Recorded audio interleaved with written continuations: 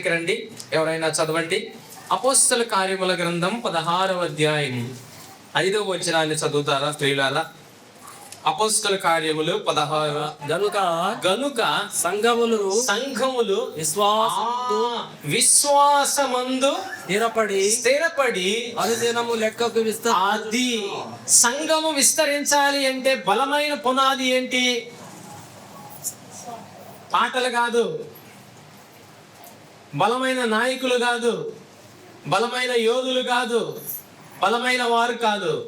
సంఘము విస్తరించాలి అంటే పామూరులో ఉన్న సంఘం కొన్ని ఏళ్లుగా నిలబడి ప్రభు కృపలో వర్ధిల్లుతూ విస్తరిస్తుందంటే దానికి పునాది చెప్పాడు విశ్వాసం. దేవుని యందు విశ్వాసము ద్వారా సంఘము క్షేమాభివృద్ధి చెందుతూ లెక్కకు విస్తరిస్తుంది. అనేకులు విస్తరిస్తున్నారు, అనేకులు ప్రభు దగ్గరకు వస్తున్నారు, ప్రభు మాటలు వింటున్నారు, ప్రభు వాక్యం వింటున్నారు. ప్రభు కృప చేత సంఘం ఏమవుతుందండి? విస్తరిస్తుంది. విస్తరించడం అంటే లెక్కకు విస్తరిస్తుంది, క్షేమాభివృద్ధి. ఇది దేవుని సంకల్పం.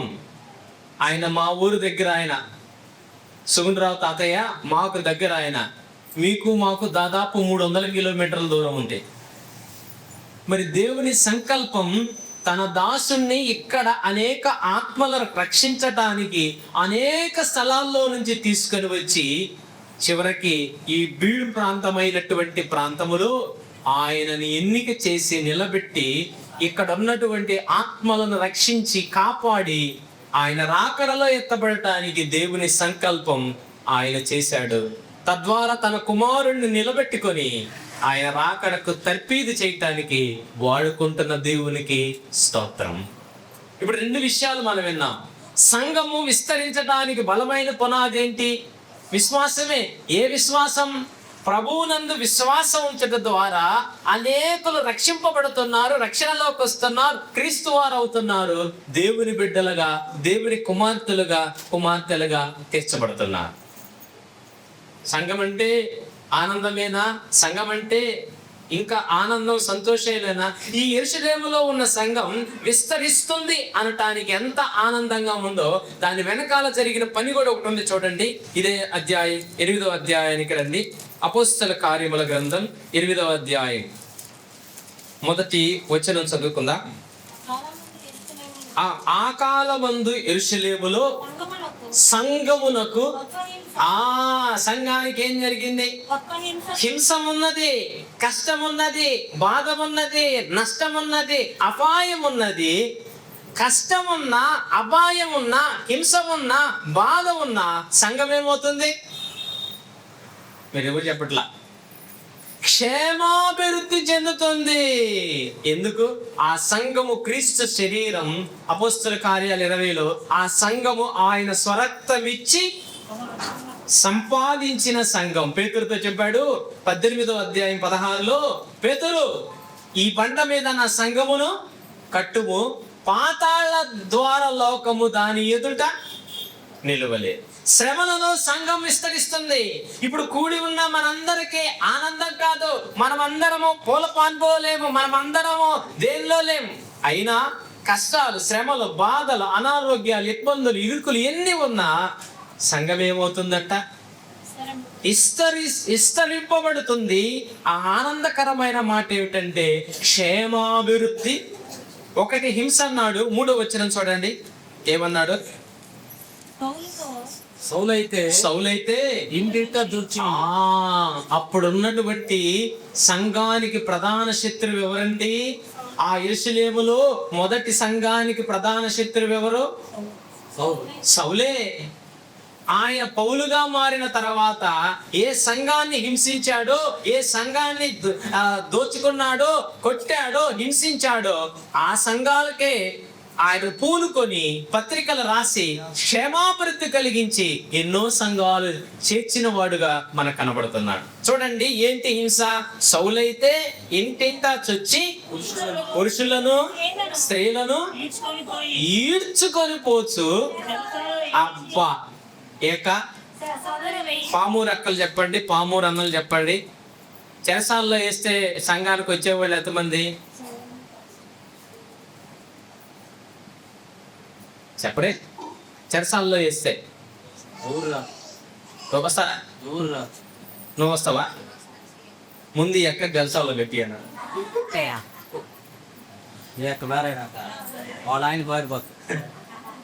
చెరసాల, జైలు, కొట్టటం, హింసించటం, ఈడ్చుకొని పోవటం, స్త్రీలని లేదు, పురుషులని లేదు, ఏ భేదము లేకుండా అందరిని ఏం చేస్తున్నాడు? అలాంటి భయంకరమైన పరిస్థితుల్లో కూడా సంఘం ఏమైంది? విస్తరించింది, క్షేమాభివృద్ధి చెందింది, వర్ధిల్లుతుంది. పామూరులో ఉన్న సంఘం కూడా అలాగే, పామూరులో ఉన్న సంఘం పరిశుద్ధులు అలాగే క్షేమాభివృద్ధి చెందుతూ దేవుడు కాపాడుతున్నాడు. ఒకటి హింస అన్నాడు, ఒకటి చెరసాల అన్నాడు, ఒకటి 3 భయం అన్నాడు. కొరింథీయులకు రాసిన 2వ పత్రిక 11వ అధ్యాయం 28వ వచనం కూడా చదవండి. కొరింథీయులకు రాసిన 2వ పత్రిక 11:28 చదువుతారా? కొరింథీయులకు రాసిన 2వ పత్రిక.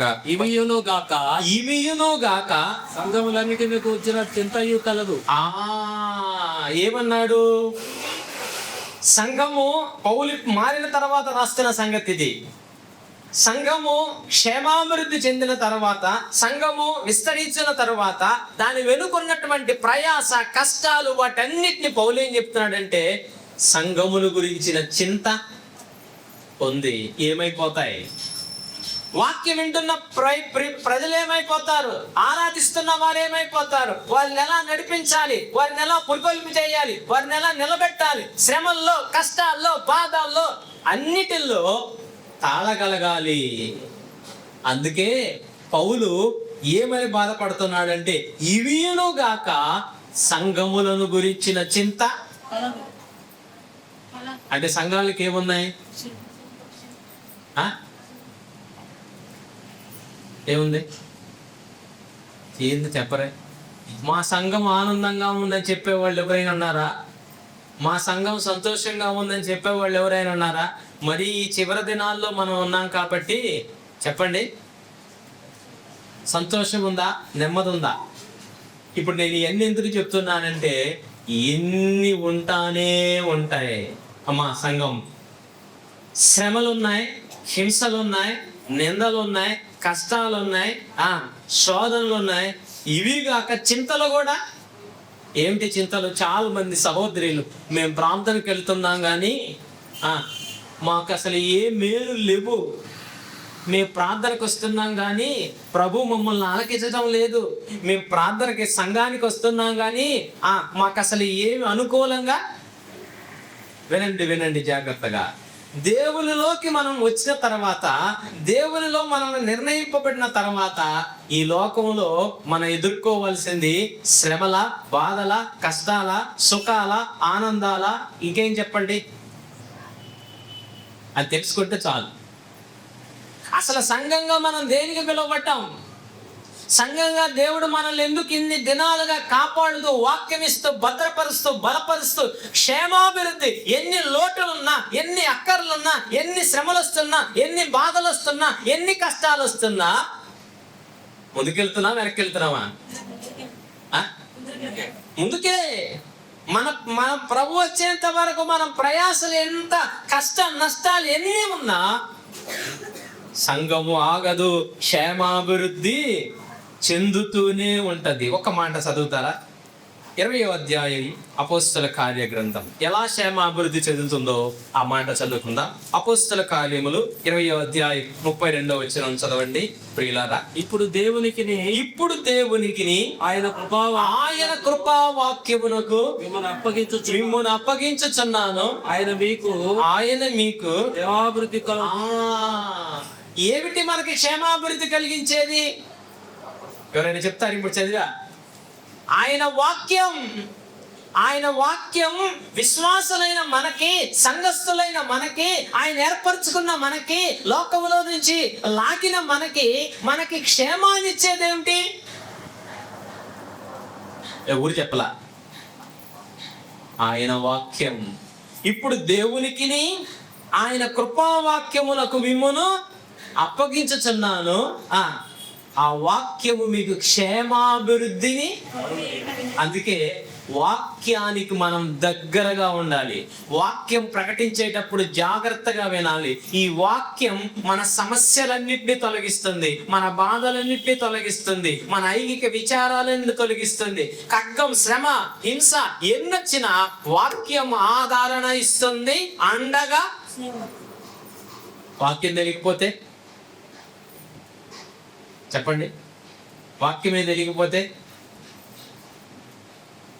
చిన్నదానికి తట్టుకోలేము. ఆనాడు యెరూషలేములో ఉన్న తొలి సంఘం స్థిరపడి, విస్తరించి, బలపడి, వృద్ధిలోకి వచ్చిందంటే కారణం ఏంటో తెలుసా? దేని నమ్మారు? దేని నమ్మారు? సొమ్మును కాదు, బలాన్ని కాదు, ఆస్తిని కాదు, విద్యని కాదు, అసలు లోక సంబంధమైన దేన్ని కాదు. వాక్యాన్ని నమ్మారు, వాక్యం ప్రకారం బయటకు వచ్చారు, వాక్యం మీద ఆశ పెట్టుకున్నారు, వాక్యాన్ని విన్నారు, వాక్యం ప్రకారం నడిచారు.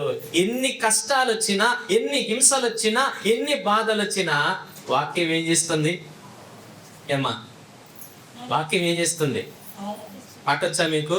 నీ వాక్యమే నన్ను బ్రతికించెను బాధలలో. వాక్యము ప్రకటన ద్వారా మనతో ప్రభువు మాట్లాడతాడు. మనం సంఘముగా క్షేమాభివృద్ధి చెందటానికి ఈ వాక్య ధార ద్వారా ప్రభు వచ్చేంత వరకు మనం వాక్యం ద్వారా పోషింపబడాలి, వాక్యం ద్వారా సరిచేయబడాలి, వాక్యం ద్వారా ఆ నెమ్మది పొందాలి, వాక్యం ద్వారా ఉజ్జీవం పొందాలి, వాక్యం ద్వారా హెచ్చరింపబడాలి, వాక్యం ద్వారా క్రమచేయ. అందుకే సంఘాన్ని దేంతో పోషిస్తున్నాడు ఆయన? పెద్దలు, అన్నయ్య ఈ సంఘానికి ఎందుకు అవసరం? అన్నయ్య ఎక్కడ గుంటూరులో ఉంటాడు, ఇక్కడికి చాలా కిలోమీటర్ల దూరం ఎందుకు రావాలి? ప్రయాసాలు ఉన్నాయి, పరిచర్యలు ఉన్నాయి, ఎందుకు రావాలి? బాధ్యత, పోషించాలి. వాక్యం ద్వారా సంఘం ఏమవుతుందండి? క్షేమాభివృద్ధి. అందుకే ఈ వాక్యాన్ని ఏమన్నాడో చూడండి. హెబ్రీ పత్రిక 3వ అధ్యాయం 15వ వచనం చదువుకుందాం. హెబ్రీలకు రాసిన పత్రిక 3వ అధ్యాయం 15వ వచనం చదవండి. హెబ్రీలకు రాసిన పత్రిక 3వ అధ్యాయం 15వ వచనం. పాపం వలన కలుగు భ్రమ చేత మీలో ఎవడను కఠినపరచబడకుండానట్లు నేడు అనబడు సమయం ఉండగానే ప్రతి దినమును ఒకరినొకడు బుద్ధి చెప్పుకొనుడి. ఎలయనగా మొదటి నుండి మనకున్న దృఢ విశ్వాసం అంతము మట్టుకు గట్టిగా ఏం చెయ్యాలి? సంఘం చెప్పాలి. ఏం చేయాలి? ఏ విశ్వాసాన్ని ప్రారంభించావో, ఏ విశ్వాసం ద్వారా పట్టబడ్డావో, ఏ విశ్వాసం ద్వారా వచ్చావో ఆ విశ్వాసమును, ఆ ప్రకటించే వాక్యాన్ని ఎప్పుడు దాకా పట్టుకోవాలంట? అమ్మా, చాలా మంది వాక్యాన్ని తక్కువ చేస్తూ ఇంకొక దాన్ని ఎక్కువ చేస్తున్నారు. దానివల్ల ప్రజలు డిబేట్ అయిపోతున్నారు, సత్యంలో నుండి బయటకు వెళ్ళిపోతున్నారు. వాక్యమే మనకి ప్రమాణం, వాక్యమే మనకి ఆధారం, వాక్యమే మనల్ని అన్ని విషయాల్లో, హింసల్లో, కష్టాల్లో, బాధల్లో, అన్నిటిల్లో నడిపించేది ఏంటి? ఇప్పుడు ఆ వాక్యాన్ని ఏం చేయమన్నాడు? గట్టిగా పట్టుకోమన్నాడు. ఇక ఏది ఆధారం లేదు. ఈ వాక్యమైన దేవునికి ఏది వ్యతిరేకం కూడా పనిచేయదు. అవి ఎన్ని వచ్చినా సరే అవి నిలబడేవి కాదు. అందుకే ఆ వాక్యాన్ని సంఘం ఏం చేయాలి? పామూరులో ఉన్న సంఘం, పామూరులో ఉన్న విశ్వాసులు, ఇక్కడ కూడి వచ్చిన నువ్వు, నేను, మనము క్షేమాభివృద్ధి చెందాలి అంటే, మనం విస్తరించాలి అంటే, ప్రియులారా ఏం గట్టిగా పట్టుకోవాలి? పట్టుకుంటున్నారా? వాక్యాన్ని గట్టిగా పట్టుకుంటున్నారా?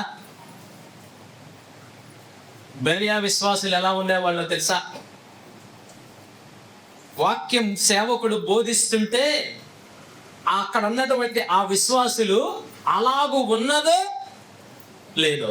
ఎందుకు ఒకవేళ బోధకుడు సేవకుడు తప్పు చెప్తున్నాడేమో, మమ్మల్ని తప్పుగా నడిపిస్తున్నాడేమో, అసలు గ్రంథములో ఉన్నదో లేదో అని వారు కనిపెట్టి సంఘము క్షేమాభివృద్ధి చెందాలి అంటే దానికి పునాది వాక్యమే. ఏ వాక్య ప్రకటన ద్వారా పట్టబడ్డామో ఆ వాక్యాన్ని సంఘం ఏం చెయ్యాలి? ఎప్పటి వరకు అన్నాడు? ఆ మాట చదువుతారా అమ్మ? ఎప్పటి వరకు? అంతం వరకు అంటే మనం వెళ్ళిపోయేంత వరకు, ప్రభు వచ్చి తీసుకెళ్లేంత వరకు. మన ప్రమాణం ఏంటి? మన నమ్మకం ఏంటి? మన క్షేమాభివృద్ధికి ఆధారం ఏంటి చెప్పరే? చాలా మంది మన ఇళ్ళలో వాక్యాలు పటాలు పెట్టుకుంటాం కానీ నమ్మం. పెట్టుకుంటారు పటాలు. ప్రార్థనకు పోయేవాళ్ళు ఇదొక డెకరేషన్. ఇప్పుడు మిగతా వాళ్ళ డెకరేషన్ వేరుగా ఉంటే ఇప్పుడు మన వాళ్ళంతా పటాలతో డెకరేషన్ చేస్తున్నారు.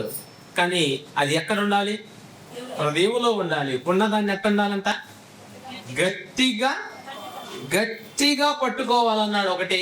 రెండోది కొరింథీయులకు రాసిన మొదటి పత్రిక 15వ అధ్యాయం 58వ వచనం చదువుతారా? కొరింథీయులకు రాసిన మొదటి పత్రిక 15వ అధ్యాయం 58వ వచనం. కొరింథీయులకు రాసిన మొదటి పత్రిక 15వ అధ్యాయం. కాగా నా ప్రియ సహోదరులారా, మీ ప్రయాసమును ప్రభువునందు వ్యర్థము కాదని ఎరిగి స్థిరులను కదలని వారుగా కార్యాభివృద్ధి ఎప్పటికీ. అబ్బా, వాక్యం పట్ల ఎక్కడ ఉండాలి అమ్మా? ఒకటి గట్టిగా చెప్పడే. ఎన్ని వాక్యాన్ని ఎట్టేనాలి? గట్టిగా వినాలి. అసలు ఏంది వినాలి. విన్నదాన్ని గట్టిగా. ఎబ్రీ పత్రిక 2లో అన్నాడు, వాక్యం విని ఎటు కొట్టుకుపోతుందో కూడా తెలియదు అన్నాడు. అది కొట్టుకొని పోతుందో అన్నాడు. కొట్టుకొని పోకుండా గట్టిగా పట్టుకోవాలన్నాడు. రెండోది, వాక్యం మీద ఆసక్తి ఎప్పటికీ. చెప్పరే? చెప్పండి. మనం బలం లేకపోవటానికి కారణం ఏంటి? మన విశ్వాసంలో ఎదగలేకపోవటానికి కారణం ఏంటి? మన ఆత్మీయంగా హుందాగా ఉండలేకపోవటానికి కారణం ఏంటి? సరైన ప్రార్థన నడిపింప రాకపోవటానికి కారణం ఏంటి? చెప్పండి. వాక్యమే. వాక్యం మీద ఆసక్తి లేకుండా దేని మీదో మనం ఇక్కడ కూర్చొని దేని మీద ఆసక్తి పెట్టుకుంటే మనం ఎప్పటికీ విశ్వాసములో తెస్సలోనిక సంఘస్థులైనట్టు ఎప్పటికీ వాళ్ళు గనులయ్యారు. వారు వృద్ధిలోకి వచ్చారు. వారు విశ్వాసంలో గొప్పవారయ్యారు. కాబట్టి ప్రియులారా, జాగ్రత్తగా వినండి. మన సంఘం క్షేమాభివృద్ధి చెందాలి అంటే, మన సంఘం విస్తరించాలి అంటే, మన సంఘం వర్ధిల్లుతూ అనేక ఆత్మలతో ఉండాలి అంటే ఏం చేయాలి? వాక్యం వింటున్న మనం గట్టిగా పట్టుకోవాలి. వాక్యం మీద ఆసక్తి ఉంచాలి. వాక్యం మీద ఆసక్తి ఉంచాలి. ఉంచాలా ఉంచకూడదా? ఏందమ్మా చెప్పరే? వాక్యంలో నవ్వులు చెప్తే మాత్రం పక్క నవ్వుతారు. క్లోజ్ చెప్పేట్లో పళ్ళు వస్తాయి చూసారా? నిజంగా అదే మంచి పాలు ఎవరికి పనికొస్తాయి? నీళ్ళ కలిపిన పాలు అయితే ఉంచాలి. ఎందుకు ఉంచాలన్నాడో తెలుసా ప్రభు? వాక్యమే అన్ని విషయాలను సమకూడి జరిగిస్తుంది. ప్రభు అన్నాడు, ఈ విషయాలన్నీ సంఘానికి అందించిన తర్వాత మీరు భయపడొద్దు, మీరు కలవరపడొద్దు అన్నాడు. యోహాను సువార్త 14లో సంఘమా చిన్నమందా మీరు భయపడొద్దు అన్నాడు. ఏమన్నాడు? మీకు రాజ్యం ఇవ్వటానికి మీ తండ్రికి ఇష్టమయ్యింది అన్నాడు. ఇప్పుడు దేవుడు మనల్ని ఏర్పరిచిన తర్వాత ఆయన మనల్ని అప్పగించింది వాక్యానికి అప్పగించి దాన్ని గట్టిగా పట్టుకోండి, దాన్ని గట్టిగా నమ్మండి, ఎప్పటికీ వాక్యం మీద ఆసక్తి కలిగి ఉండండి. నేను మీతో అంతం వరకు తోడుగా ఉంటానని చెప్పాడు. చదవండి ఆ మాట. మత్తయి సువార్త 28వ అధ్యాయం 20వ వచనం చదవండి. మత్తయి సువార్త 28వ అధ్యాయం 20వ వచనం చివరి మాట చెప్తున్నాడు ప్రభు. మత్తయి రాసిన సువార్త 28వ అధ్యాయం 20వ వచనం. నేను మీకు ఏ ఏ సంగతులను నేను మీకు ఏ ఏ సంగతులను ఆజ్ఞాపించితినో వాటన్నిటిని గైకొనవలెను. మీరు గైకొనవలెనని వారికి బోధించుడు. వారికి బోధించుడి. ఇదిగో ఇదిగో నేను యుగ సమాప్తి అమ్మా ఎంతవరకు ఉన్నాడు తోడు మనకి? నమ్ముతారా? ఎవరు నమ్మటల్లా. నమ్ముతారా? ఎలా యుగ సమాప్తి వరకు? నీ చేతిలో ఉంది, నీకు ఇచ్చాడు, నీతోనే ఉంది. ఎప్పటి వరకు అన్నాడో తెలుసా? యుగ సమాప్తి వరకు ఉన్నా. హింసలు వచ్చినా, బాధలు వచ్చినా, కష్టాలు వచ్చినా, కరువులు వచ్చినా, శ్రమలు వచ్చినా, మరణం వచ్చినా, అనారోగ్యం వచ్చినా, ఈ వాక్యమైన దేవుడు నీతో ఎంతకాలం తోడున్నాడో తెలుసా? ఎంతకాలం? చాలా మంది ఈ వాక్య బలాన్ని ఎరగలేక, ఈ వాక్య శక్తిని ఎరగలేక కలవరపడిపోతున్నారు, బెమ్మేలెత్తిపోతున్నారు. అయ్యో మాకేంది అయిపోతుంది, మేమేందో అయిపోతున్నాం, మాకెవరు అండలేరు, మాకెవరు తోడు లేరు. పామూరులో దేవుని స్వరక్తమిచ్చి సంపాదించిన జీవము కలిగిన సంఘం, నీకు నీ దేవుడు వాక్య రూపంలో తోడుగా ఉన్నాడు. అంతం వరకు తోడుగా ఉన్నాడు. నిలబడి మాట్లాడిస్తాడు, నీ అవసరాలు మాట్లాడిస్తాడు, నీ అక్కలు మాట్లాడిస్తాడు. నువ్వు దారి తప్పితే నిన్ను హెచ్చరిస్తాడు, గద్దిస్తాడు. నీకు కావాల్సింది కూడా ఇస్తాడు. ఎంతవరకు తోడంట దేవుడు సంఘానికి? యుగ సంఘం అంటే ఎవరెంతకి అని తెలుసా? చెప్పరే? సంఘం ఎవరండి? ఏలయనగా ఇద్దరు ముగ్గురు నానామమున ఎక్కడ కూడి ఉందరు వారి మధ్యన నేనుంటా. వారే నా సాక్ష్యం, వారే నా కన్యక, వారే నా వధువు, వారే నా సైన్యం. కొరింథీయులకు మొదటి పత్రిక మొదటి అధ్యాయంలో చెప్పాడు, క్రీస్తు యేసులో రక్తంలో కడుగబడిన పరిశుద్ధులైన సంఘం. అమ్మా, ఇప్పటి వరకు సంఘము, దాని వివరణ, సంఘము క్షేమాభివృద్ధి ఎలా కలిగిద్దో మనం విన్నాం. సంఘానికి ప్రభు ఎంతకాలం తోడు? ఎంతవరకు? యుగ సమాప్తి వరకు. చెప్పండి, తాతయ్య వెళ్ళిపోయాడు, పని ఆగిందా? ఆగుందా? ఇదిగో ఆయన, మేము అందరం వెళ్ళిపోయినా ఆయన సంఘం కొరకు వచ్చేంత వరకు సంఘము సేవ ఆగనే ఆగదు. అందుకే ఎంతవరకు తోడన్నాడు? ఇంత సహాయం చేస్తున్న దేవుడు, ఇంత తోడున్న దేవుడు, ప్రియులారా, మన అక్కరలు తీర్చలేడా? మన అవసరాలు తీర్చలేడా? మన లోటులు తీర్చలేడా? 3 విషయాలు మనం లోట్లు ఎలా తీస్తాడో దావీదు భక్తుడు చెప్పాడు. అవి చదువుకుందాము రండి. సంఘానికి దేవుడు ఎలా సహాయం చేస్తాడో ఆ విషయాలు చదువుకుందాం.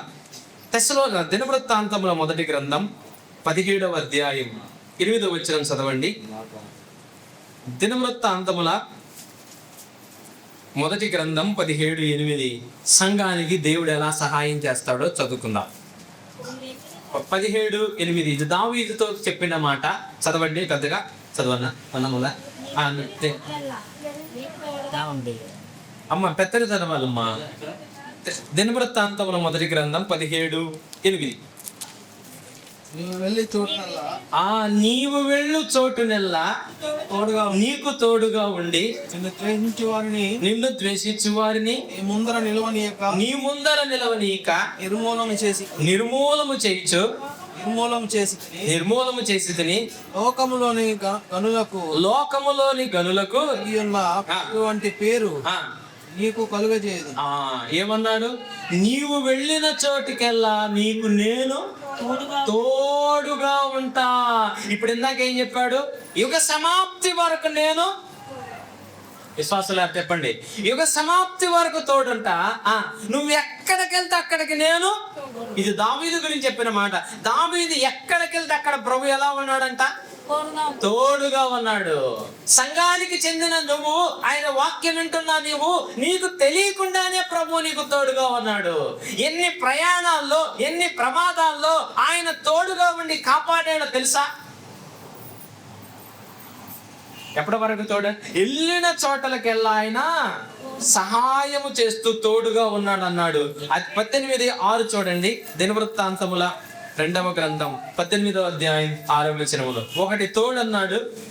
18:6.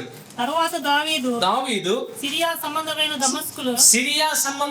దమస్కులో కావలి సైన్యమును ఉంచెను.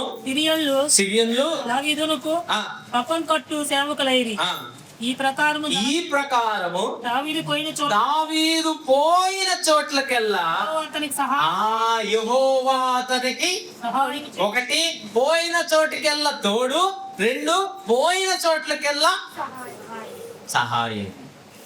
3వ మాట కూడా చూడండి. 18:13 చదవండి. 18:13.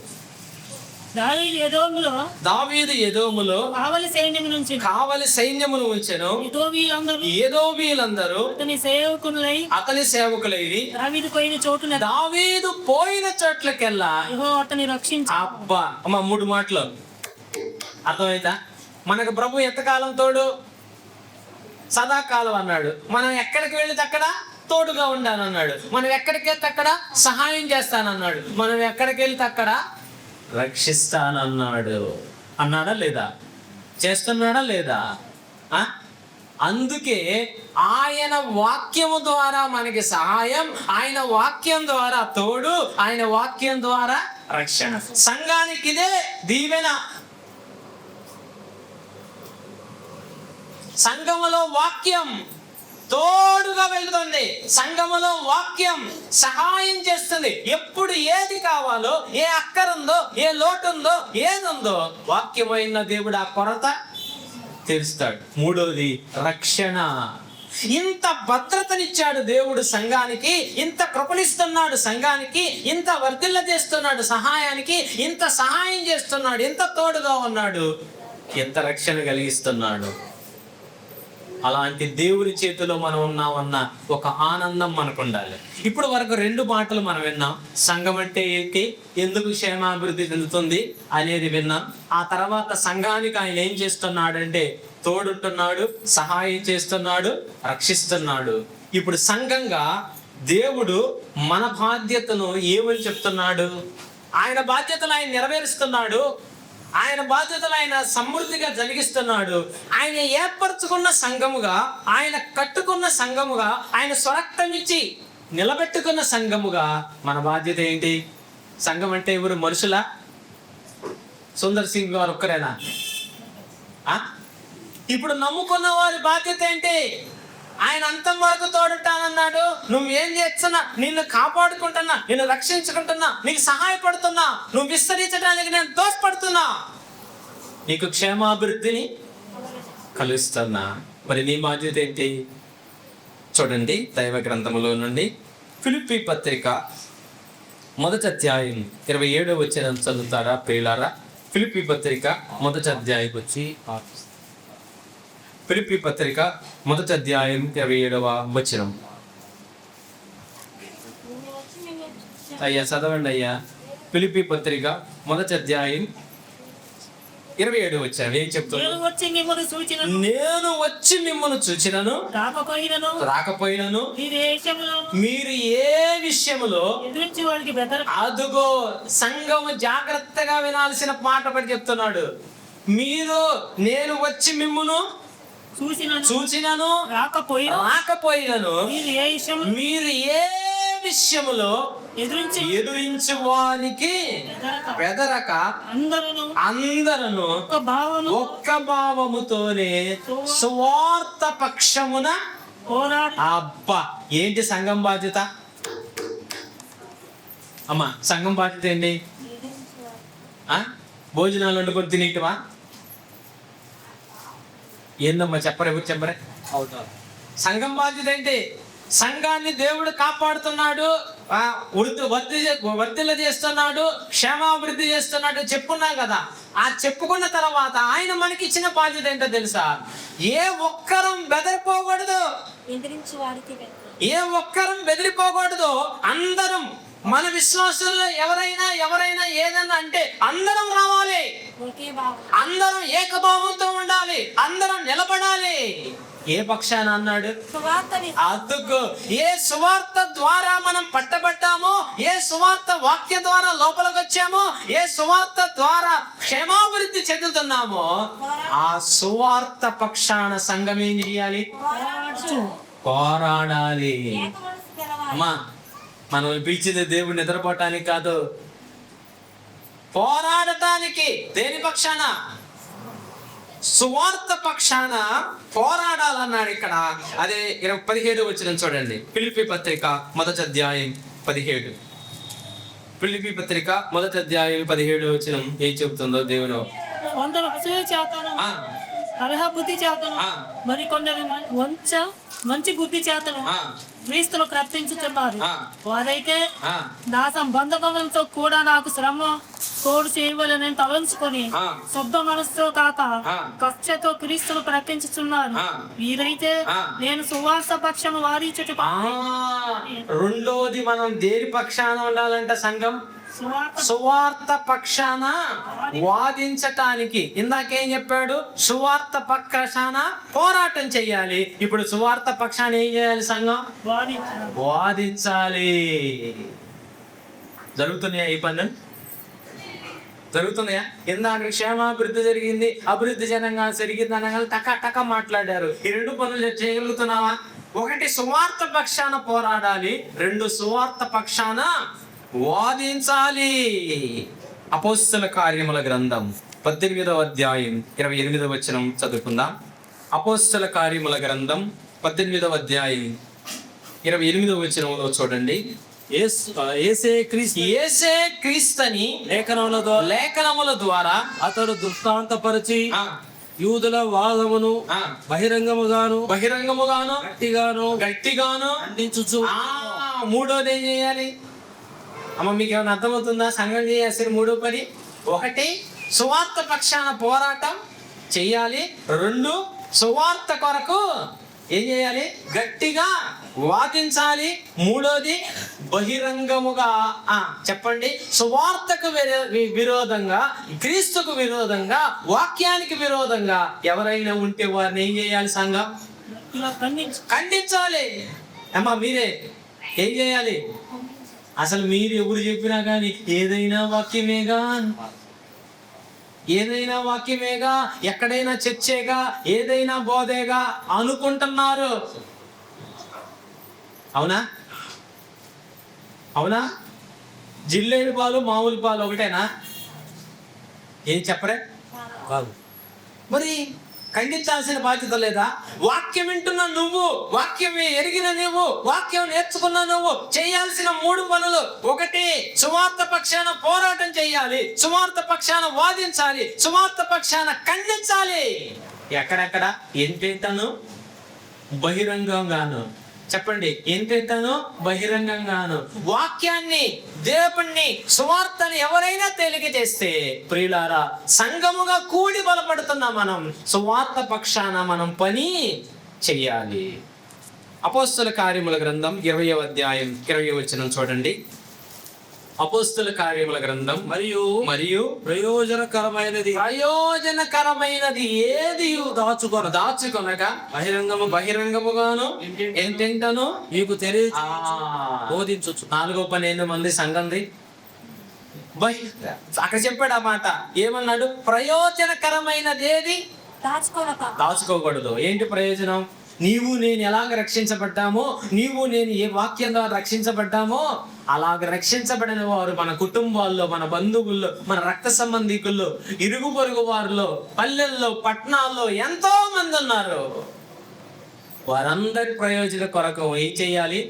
నేను పొందిన మేలు, నువ్వు పొందిన మేలు మనలోనే దాచుకొనకుండా వారి ప్రయోజన కొరకై, వారి అగ్ని తప్పించుకుంటానికి, నరకాగ్ని ఉండాలని తప్పించుకుంటానికి, వారి ప్రభుత్వం ఉండటానికి, మనలాగే సంఘములో చేర్చబడటానికి, సహవాసానికి రావడానికి ఈ ప్రయోజనకరమైన దాన్ని ఏం చేయాలంట?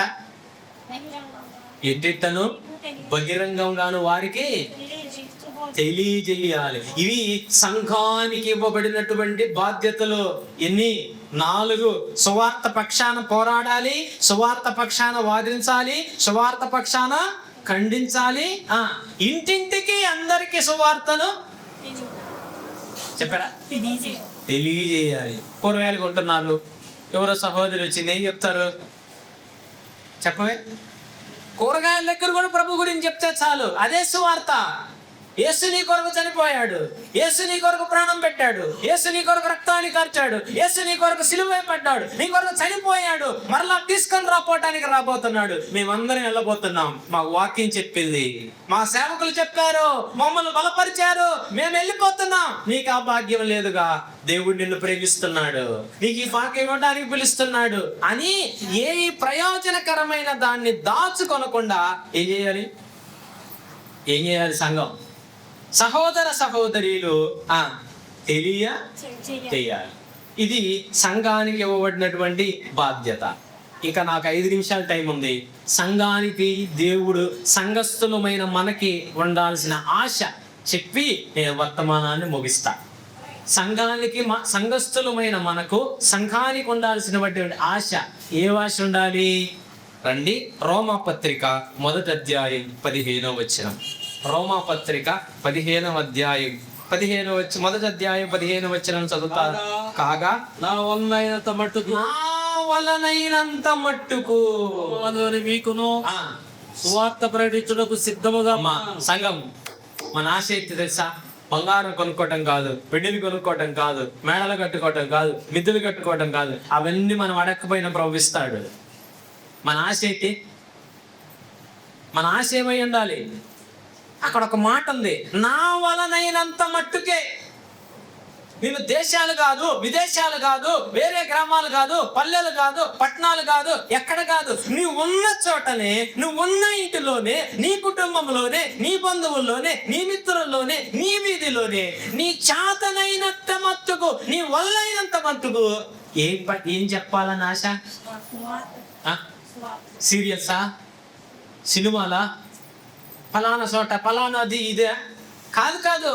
ఏమంటున్నాడు? ఏ ఆశ ఉండాలంటే సంఘానికి సువార్త చెప్పాలి, ప్రభు గురించి మాట్లాడాలి. సంఘం విస్తరించడానికి కారణం సువార్త. రెండో ఆశ ఏమన్నాడు చూడండి. సో ఆ 16వ వచనంలో ఏమన్నాడు చూడండి. సువార్తను గురించి నేను సిగ్గుపడువాడను. ఏముండకూడదు? ఏమన్నా చెప్పండి. నిన్ను రక్షించి, నిన్ను వాక్యం చేత పోషించి, నీకు మహిమలో నుండి సహాయం చేస్తూ, కృపణిస్తూ, ఆదరణిస్తూ, నెమ్మదిస్తూ, నీకు క్షమాపణ కలిగిస్తున్న ఆ వార్తను చెప్పడానికి ఏముండకూడదు? చాలా మంది విశ్వాసులమైన మనకి బైబిల్ తేవాలంటే సిగ్గు, ప్రభుత్వం ఉండాలంటే సిగ్గు, ప్రభు దగ్గరకు రావాలంటే సిగ్గు. సహోదరులు అయితే చీర పక్కన పెట్టుకొని వస్తున్నారు, సిగ్గు. ఇక ప్రభు గురించి మాట్లాడాలంటే న్యాయమేనా? ఇది ధర్మమేనా? మీరు ఆలోచించండి. సంఘానికి ఉండాల్సిన ఆశ సువార్త చెప్పాలి, సువార్త విషయంలో సిగ్గు పడకూడదు. 15వ అధ్యాయం రోమాపత్రిక 19వ వచనం చదువుతారా? రోమాపత్రిక 15. ఏలయనగా అన్ని జనులు విధేయులగునట్లు వాక్యము చేతను క్రియ చేతను వృత్తుల బలము చేతను మహత్కార్యముల బలము చేతను పరిశుద్ధాత్మ బలము చేతను క్రీస్తు నా ద్వారా చేయించిన వాటిని గుర్చియే గాని మరి దేనిని గురించి మాట్లాడ తెగిఫల్. అదుగో ఏం చెప్తున్నాడు? క్రీస్తు నాకు చేసిన వాటన్నిటినీ చెప్పండి. ఇక వేరే ఎత్తి ఏం చెప్పినా ఏం ప్రయోజనం ఉంటుంది? క్రీస్తు ఏం చేస్తున్నాడో, ఎలాగ మాట్లాడుతున్నాడో, ఏం జరిగిస్తున్నాడో, ఏం జరుగుతుందో వాటన్నిటినీ ప్రకటించాలన్న ఆశ, చెప్పాలన్న ఆశ, ఇరుగు వారితో పంచుకోవాలన్న ఆశ, నేను తప్పించుకున్నాను వారు తప్పించుకోవాలన్న ఆశ, నేను మా పరలోకానికి వెళుతున్నాను వారు పరలోకానికి వెళ్ళాలన్న ఆశ. 21వ వచనం చూడండి, అక్కడ ఏమన్నాడు? 21వ వచనం. ఆయనను గూర్చిన సమాచారం ఎవరికి చేయబడలేదు. ఆయన గూర్చిన సమాచారం ఎవరికి తెలియజేయబడలేదు. వారు చూతురనియు వినని వారు గ్రహింతురనియు రాయబడిన ప్రకారం క్రీస్తు నామము ఎరుగని చోట్లను సువార్తను ప్రకటింపవలనని ఇది ఆశగా. ఏ ఆశ? అందరు చెప్పండి. ఆ? సువార్తను ప్రకటింపవాలి. ఏ ఆశ? ఇక నిలబడి మేము ఏదేదో చెప్పేసి నీకు అది వచ్చేసి ఇది వచ్చేసి ఇది వచ్చింది అంటే ఆశగా కళ్ళు టార్చ్ లైట్ లో పెట్టి చూస్తారు. అసలు ఏం ఆశ ఇది? మన మాట కోసం ఎదురు చూస్తున్నారంటండి. మనం నేర్చుకున్న మాటలు మన ప్రభు మాటలు చెప్పడానికి ఎదురు చూస్తున్నారు. దాని కొరకు నేను మిక్కిలి ఆశ కలిగి ఉన్నా. ఇన్ని సంవత్సరాల సంఘ జీవితంలో, ఇన్ని సంవత్సరాల క్షేమాభివృద్ధి జీవితంలో, ఇన్ని సంవత్సరాల ప్రభు కృపలో ఎంతమందిని తీసుకొస్తున్నావు? ఎంతమందితో మాట్లాడుతున్నావు? ఎంతమంది గురించి చెప్తున్నావు? క్రీస్తు ప్రభు గురించి నమ్మిన మేలు సత్యాన్ని చెప్పడానికి ఆశ ఉందా? వేరే ఆశ ఉందా? ఇక వేరే ఆశ ఎత్తున్నా అది భంగమై పోయిద్ది. అది భంగమైపోయిద్ది.